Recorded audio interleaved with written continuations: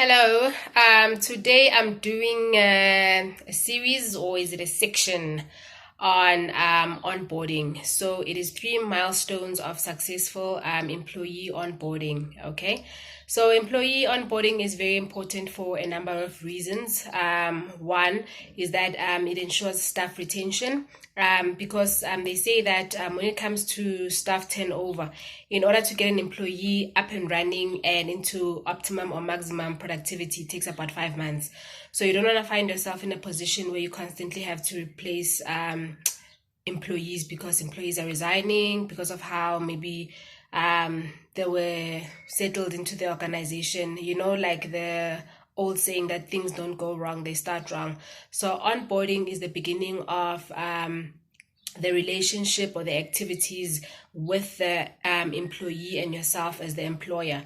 So now I'm going to be discussing 3 important milestones when it comes to employee onboarding. So the first milestone is the first day of employee onboarding, and then the second one is the first week, and then the third one it is the first month. Okay, so now let's look at what is important in the first day. So the first day, typically it involves like documentation. So you need to have a checklist when it comes to employee onboarding to ensure that nothing falls through the cracks. So the first one, it would be not necessarily in that particular order, but these are the documentations that you would need when you onboard an employee, and you would need a personnel file as well for future reference down the employment relationship with the employee. So it would be the application of employment form, and then the employee personal detail form, the employee's CV, beneficiary nomination forms, beneficiary documentation like your ID documents and your birth certificates, and you would also need the employee's ID document, and then you would also have the job description which the employee needs to sign and understand, and the induction attendance register that the employee needs to sign and understand, and the checklist for your personal file to make sure that you get all the documents, and then you don't find yourself a few months down the line you need a certain documentation and it was never in the employee's file, and then it makes you look like you don't know your knee from your elbow as the employer or as the HR department. So those are the important documentation. Let me just check if I have not left any out. So there's also the benefits application form if you have a medical aid scheme or a pension fund scheme, and the relevant documentation as well, like the employee's ID as mentioned. If they're adding any dependents, the dependents documentation as well.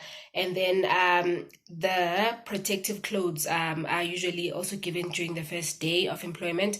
If the employee will be working in the factory, manufacturing plant, so you would need to give the employee PPE as well. And then another important form, I beg your pardon, in the South African context, it's what we call the EEA1 form that is required by the Department of Labor. So you need to ensure that that is completed as well.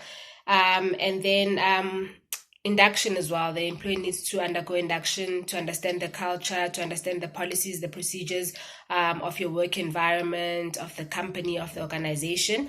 And then while the employee is undergoing induction, depending how long your company induction is, you need to prepare the employee's workstation as well. This helps the employee to feel welcomed. It's nice to get to a place where you feel like they've prepared for you, they've been expecting you, and like you feel like you're an intruder, nobody was expecting you. Everybody feels like they don't know what to do with themselves. They feel awkward. Where's her desk? And this, it also makes you feel awkward as the employee. So it's important that employee's workstation and the tools that they will need is prepared before the employee actually starts working. Okay. And then the second milestone, it is the first week. So during the first week, there would be training that is involved. So it depends on the level and the nature of the position. Some positions, like your unskilled and semi-skilled, sometimes the employees are required to undergo a training of 1 to 2 weeks, depending on the nature and the complexity of the position. And then also some mid-level positions, the new employee might need to be trained on the systems that you use in your particular organization. So you find that in company X, they were working with software Y for payroll, and then now in company Z, they need to work with software A for payroll, for example. So they might need to be trained on the system. They might need training for a day or two on the particular system that you guys are using. And then also the first week would be a good time for you to sit with the employee and then outline the expectations of the first month, because when you in a new company, new organization, new people, you can feel like a fish that's fresh out of water. So the more support that an employee gets, the better. And as mentioned at the beginning of this video, that this also helps with staff retention. It helps as well with job satisfaction as well, and it also contributes to the success of the employee in the organization and in the particular role that they are assuming. And then the third and last milestone, it is the first month. So during the first month, you can arrange a check-in meeting where you check where is the employee struggling, what do they need help with, what assistance do they need, and also like if you have actually you should have a probation period. This can also be the first month of assessing the performance. It's not too early, it's better. They have a saying in Zulu saying that ligotshwa lisemanzi, meaning like you bend it while it's still tender. Otherwise if you bend it when it's hard, then it breaks. So this is where you mold the performance expectations, provide guidelines, and then provide any reading material should the employee require such reading material, or should you feel that it is necessary and it will be beneficial to the employee. Okay, so let me just highlight them again. So it is the first day that is important, the first week, and then the first month. Those are the three milestones that are important for successful employee onboarding. So this process is best automated. So we at Nxusa HR have an HR information system that helps to automate these tasks, and then it also has workflows. So it makes this whole process of employee onboarding seamless, errorless, perfect. So if you are interested in a free demo of our HR information system, please log on to our website and register for a free demo.